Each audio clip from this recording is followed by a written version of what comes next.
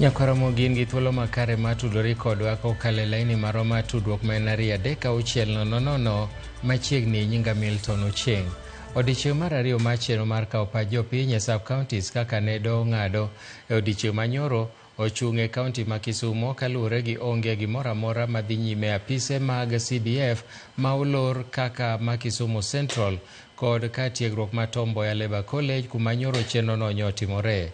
E seche mane waluorore boma ma Kisumo, jopiny mane waloso godo noseyo jood bura mamalo ma Kisumu ka giko ni ok en gino maber ni onge kawo pach jopiny madhi nyime kawuono kaka nochiki. Gilero ni kaber to dine oyawnegi ayawa mondo mi gidhi nyime kod golo paro ka gichuo kokgi mar siro kata kwedo thich oko e apisi jalup jatend piny Rigathi Gachagua.